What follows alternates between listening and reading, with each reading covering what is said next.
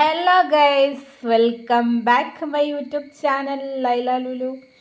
അപ്പോൾ ഇതാ കുറച്ച് ദിവസമായി ഞാൻ വീഡിയോസൊക്കെ അപ്ലോഡ് ചെയ്തിട്ട്. വേറെ ഒന്നുമല്ല, നല്ല മഴേൻ്റെ പുറമെ അത്യാവശ്യം നല്ല അസുഖവും കാര്യങ്ങളൊക്കെ ഉണ്ടായിരുന്നു കേട്ടോ.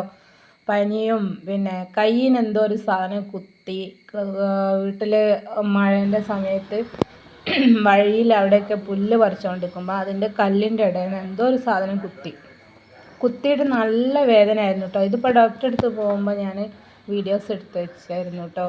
അപ്പോൾ കുത്തിയിട്ട് നല്ല വേദനയായിരുന്നു. വേദന വന്നിട്ട് നല്ല പെടയുന്ന വേദന, ഒരു 10 മിനിറ്റോളം കൈയിൻ്റെ മുകളിലേക്ക് അങ്ങോട്ട് കയറി പോകുന്നുണ്ടായിരുന്നു വേദന.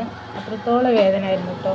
പിന്നെ അപ്പോൾ അത്യാവശ്യം എന്തോ നല്ല സാധനമാണ് കുത്തിയത് മനസ്സിലായി. അവിടെ ബ്ലഡൊക്കെ വരുന്നുണ്ടായിരുന്നു കേട്ടോ, ചെറിയൊരു മുറിവ് വന്നിട്ട്.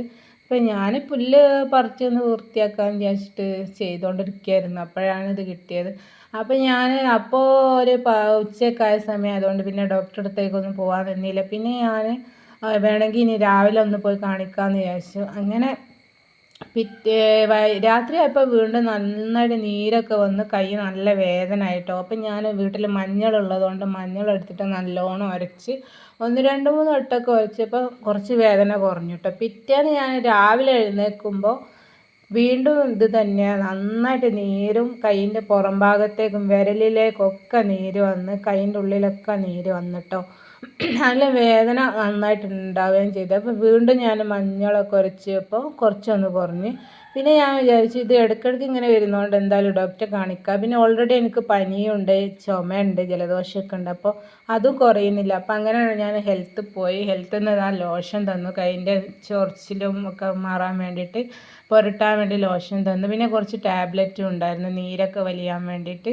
പിന്നെ എനിക്ക് ചുമക്ക് മരുന്ന് അത് കിട്ടി. പിന്നെ ചുമക്ക് ടാബ്ലറ്റ് ഉണ്ടായിരുന്നു. പിന്നെ പനി പാരസിറ്റാമോൾ ഉണ്ടായിരുന്നു.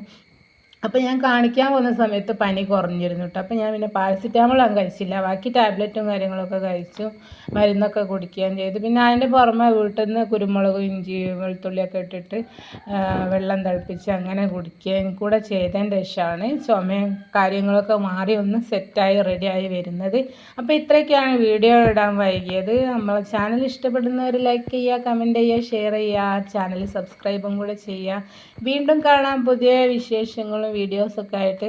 അപ്പോൾ ഇതൊക്കെയായിരുന്നു വീഡിയോ ഇടാൻ ലേറ്റ് ആയത്. പിന്നെ കുറച്ച് വീഡിയോസ് ചെയ്തുകൊണ്ടിരിക്കുമ്പോഴാണ് ഇത് പറ്റിയത്. അതൊക്കെയാണ്.